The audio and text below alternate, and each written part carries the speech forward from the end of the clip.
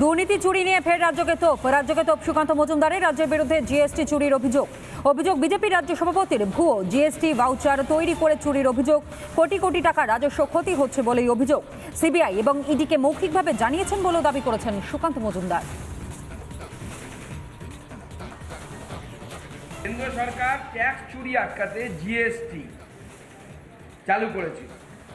GST চালু করার পর কিছুদিন যাওয়ার পরে এই জিএসটি কিভাবে চুরি করতে হবে তারও একটি স্পেশালাইজ যে স্ট্রাকচার, সেই স্ট্রাকচার মমতা বন্দ্যোপাধ্যায় এবং তার দলবল তৈরি করেছে।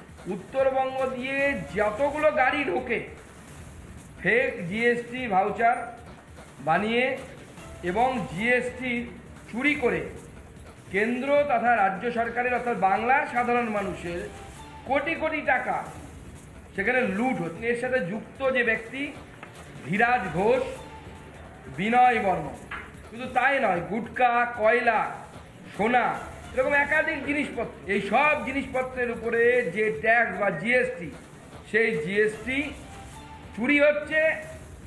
সেই জিএসটি তৃণমূল কংগ্রেসের নেতাদের পকেটে ঢুকে যাচ্ছে। কর্মহীন প্রায় 1000 কর্মী। হাওড়ার দাসনগরে বন্ধ হয়ে গেল জুট মিল। হঠাৎই কারখানা বন্ধের অভিযোগ কর্মীদের। মিলের গেটের বাইরেই বিক্ষোভ কর্মীদের, ছাতা মাথায় নিয়ে তারা বিক্ষোভ দেখাচ্ছে।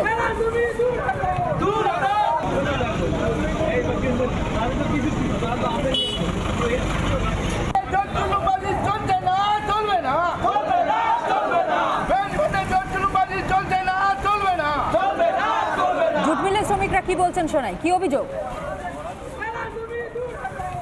এখানে যে এমএলএ আছে উনি দালালি করে এই মালিককে মিলটা পাইয়ে দেয় ডিএলসি থেকে।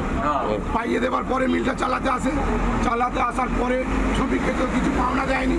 আর 4 বছরের লাইন ছুটি পড়ে আছে, শ্রমিকের কাউকে একটা লাইন ছুটি দেয়নি। পিএফ পায়নি লোক, 4 বছর 5 বছর রিটায়ার হয়েছে। আমাদের কোনো দেনা পাওনা কিছু দিচ্ছে না। দেনা পাওনা 1 মাসের ভেতরে সব মিটে দেওয়ার কথা। ডিএলসিতে মিটিং হয়েছিল, কিন্তু সেসব মিটিং আমাদের সেসব কাগজপত্র সব ক্যান্সেল করে দিয়েছে।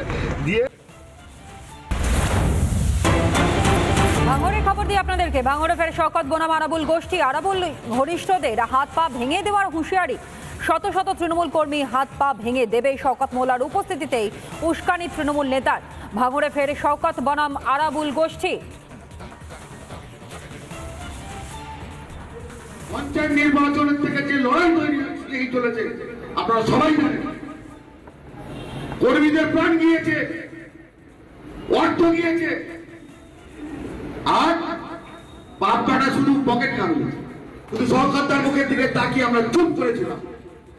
বলেছে চুপ কর ভাই, ঠান্ডা হয়ে থাক, আজ নাহলে কাল হবে। অনেক বলার আছে, অনেক। এই আলতু পাঠার মতো লোকেরা আজ ফেসবুকে লিখছেন, আমরা দেখছি। আমরা চুপ করে বসেছিলাম, কিন্তু আজকের পর থেকে জানিয়ে দিই, এই আলতু পাঠার মতো লোকেদের যদি কালকের থেকে ওদের বুথের বাইরে দেখি, ট্যাঙ্ক ভেঙে রেখে দেবো। ক্যানিং পূর্বে তৃণমূল বিধায়ক শওকত মোল্লার বক্তব্য শোনাই।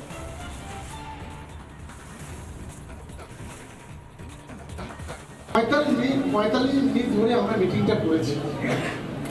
আমাদের একটাই সিদ্ধান্ত নেই, ভাঙড়ের মাটি থেকে যে জঞ্জালগুলো আছে, দলের জঞ্জালগুলো সরানো হবে। আগামী দিনে ভাঙড় থেকে তাকে চির বিদায় দেওয়ার জন্য সেই দুটো একটা বাঁদর আছে আমাদের ভাঙড় একে, যারা বাদলামি করছে, নোংরামি করছে। দেখা যাক, এখন কেউ বলছে পাগলা কুকুর।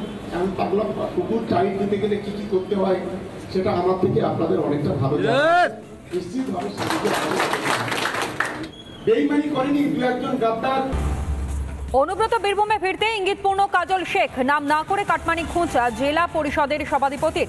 আমি পঞ্চায়েতের টাকার ভাগ নিতে আসিনি, আমি লোকের জায়গা দখল করতে আসিনি, আমি সব খেলা খেলতে জানি। ইঙ্গিতপূর্ণ মন্তব্য কাজল শেখের। পাঙ্গা নিতে এসো না, চুরি পরে বসে নেই, হুঁশিয়ারি জেলা পরিষদের সভাধিপতি।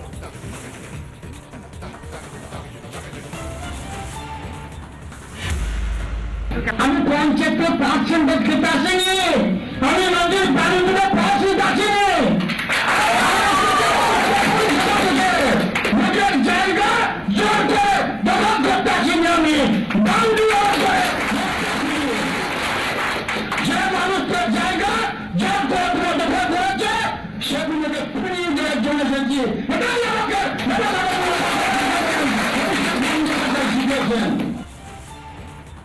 কাজল শেখের বক্তব্য আপনাদের সামনে রাখলাম, কিন্তু সাফাই দিয়ে পরবর্তীতে তিনি আবার কি বলেছেন তাও শোনাই।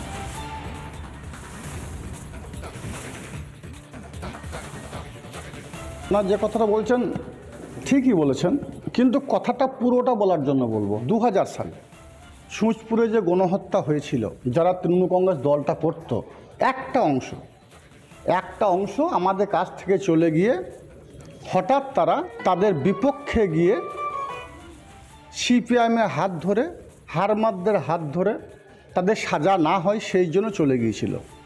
তারাই বর্তমানে কিষাণ মান্ডিতে বসে কিছু মানুষকে নিয়ে একটা চক্রান্ত করার চেষ্টা করছে। দল সিপিএমের কোনো অস্তিত্ব নেই, কথা সত্য, কিন্তু সিপিএমের হারমাদারা তার বাংলায় রয়ে গেছে। তারা কোথায় যাবে? তারা বিভিন্নভাবে আমার দলে বেনজল হয়ে ঢুকেছে কোথাও কোথাও। বারবার আমাদের মাধ্যমে বলেছি, কেষ্টমণ্ডল আমার অভিভাবক, তার হাত ধরে আমার রাজনৈতিক জীবনে পথ চলা শুরু, তার পরিবারের সদস্য আমি।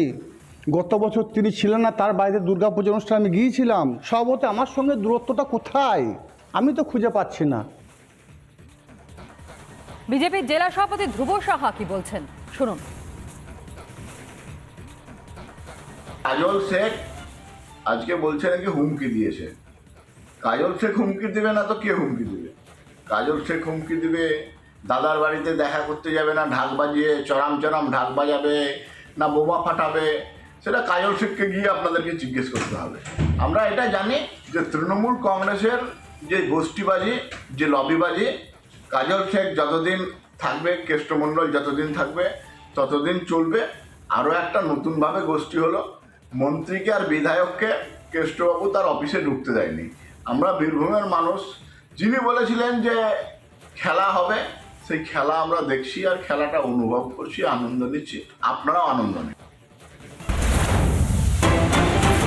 সিবিআই এর নজরে টালা থানার সিসিটিভি ফুটেজ। টালা থানার সিসি ফুটেজ সংগ্রহ করেছে সিবিআই এর নজরে টালা থানার একাধিক হার্ড ডিস্ক, এমনকি ফরেন্সিকের জন্য পাঠানো হয়েছে এই হার্ড ডিস্ক এবং সিসি ফুটেজ। সন্দীপ অভিজিতের মোবাইলেরও ফরেন্সিক পরীক্ষা। রিপোর্টের তথ্য নিয়ে জিজ্ঞাসাবাদ করতে চায় সিবিআই। তথ্য নিয়ে সন্দীপ এবং সাসপেন্ডেড ওসি অভিজিৎকে জিজ্ঞাসাবাদ করবে সিবিআই। টালা থানায় তথ্য বদলের অভিযোগ সিবিআই এর। টালা থানায় একাধিক নথি পরিবর্তন করা হয়েছে, আদালতে এমনটাই দাবি সিবিআই এর। সিবিআই এর নজরে টালা থানার সিসি ফুটেজ। টালা থানার সিসি ফুটেজ সংগ্রহ করেছে সিবিআই।